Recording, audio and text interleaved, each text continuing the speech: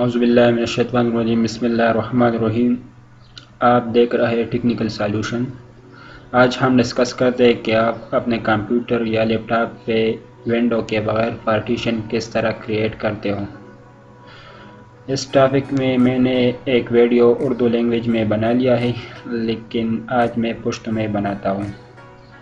तो video start करने से पहले अगर आपने मेरा चैनल सब्सक्राइब नहीं किया तो प्लीज़ ये चैनल सब्सक्राइब करो और साथ साथ बेल आइकन बटन भी दबाकर, ताकि नई आने वाले वीडियो आपको बर वक्त पहुँच जाएगा। अगर किसी को ये वीडियो उर्दू में चाहिए तो नीचे डिस्क्रिप्शन में लिंक मौजूद है। ज़ूम खपले वीडियो तरफ था और नन बमुंग वीडियो जोड़ो छे विंडो ना बगैर बमुंग कंप्यूटर या लैपटॉप की पार्टीशन संग जोड़ो। नो वीडियो स्टार्ट कोलना मखके ज तासु ته ریکویسټ کوم کو چرته تاسو زموږ چینل نه سبسکرایب کړئ نو پلیز دا چینل سبسکرایب کړئ او ورسره بل آیکن بٹن هم دباوئ نوې ویډیو چې تاسو ته په ټایم دررسي. نو زه خپل ویډیو طرف ته د ټول نه اول مای کمپیوټر رائټ طرف ته بٹن باندې به کلیک کړئ. امون سره په دې کې مختلف قسم آپشن موجود دي، او زمون آپشن او زمون د کار آپشن چې کوم دی نو منیج دی.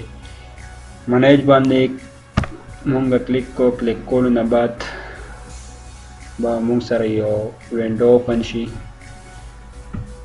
وینډو کې مختلف قسم آپشن مونږ سره موجود دي. مونږ به پریس کو ډیسک منیجمنت باندې چې کله مونږ پریس کو نو مونږ ته د ډیسک مطلب چې هارد ډیسک کې چې کم پارټیشن دي هغه مونږ ته شو شوي. یو سی دی یو ډي دی، دوه پارټیشن اوس فلحال مونږ سره په دې ټایم کې موجود دي. مونږ غواړو چې دا مونږ درې کوو. نو د دې لپاره د ټول نه اول تاسو یو پارټیشن سلیکټ کړئ چې د هغې نه به مونږ یو نوی پارټیشن کریټ کوو. نو ما سره فلحال په سی پارټیشن کې ما سره وینډو پرته ده، نو چونکې زه د هغې نه پارټیشن نشم جوړولی او ما سره په دې کې سپیس کم دی، په دې وجه د دې نه هم جوړېږي. اوس ما سره فلحال په سی پارټیشن کې سپیس کم دی. نو د دې لپاره به زه د ډي پارټیشن کریټ کم او د دې نه به یو نوی پارټیشن زه جوړوم. نو تاسو ګورئ په دې باندې رائټ طرف ته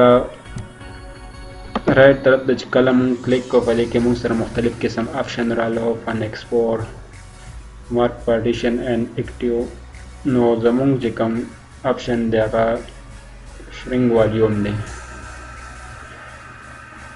په دې باندې کلیک کولو نه بعد به مونږ سره یو نیو وینډو اوپن شي. په هغې کې به مونږ ته مختلف قسم د پارټیشن سایز او د پارټیشن چې کوم اویلیبل سایز دی به مونږ ته په دې کې ښایي چې کوم مونږ نوی پارټیشن جوړوو مونږ ته په دې کې ښایي. نو چونکې دا به لږ ټایم اخلي. تاسو وینئ نوی پارټیشن مطلب نوی وینډو مونږ سره اوپن شوه. مونږ به نوی پارټیشن جوړوو. د دې ځای نه تاسو د ټول نه لومړی لاین نمبر 1 کې تاسو وینئ ټوټل سایز، دا د ډي پارټیشن ټوټل سایز دی. لاین نمبر 2 کې تاسو وینئ سایز آف اویلیبل. دیم نمبر تاسو وینئ دا مونږ ته اویلیبل سایز ښیي په ډي پارټیشن کې. او دریم نمبر انټر د اماونٹ آف سپیس، دا چې تاسو څومره ام بیز کې بل پارټیشن کریټ کول غواړئ هغه به دلته مونږ ورکوو.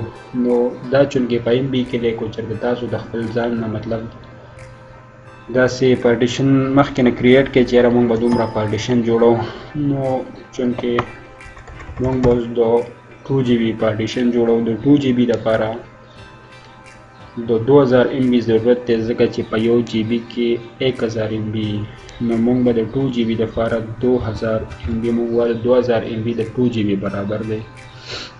نو د دې لپاره به مونږ شیرینګ باندې کلیک وکړو.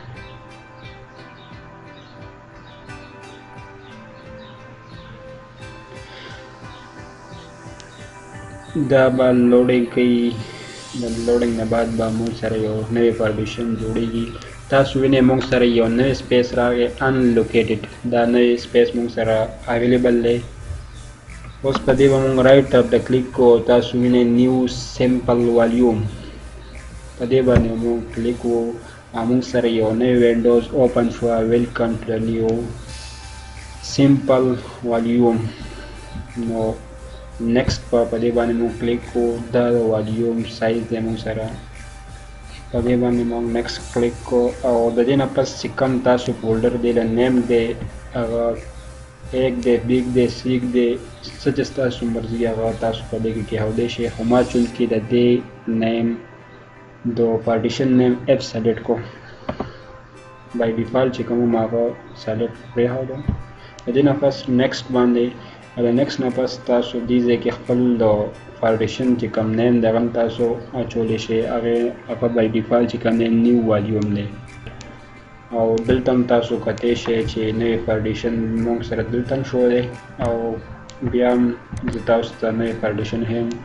دې تاسو وینئ یو سی پارټیشن دی، یو ډي دا مونږ سره مخکې نه موجود دی، او اف پارټیشن مونږ سره نیو اویلیبل شو.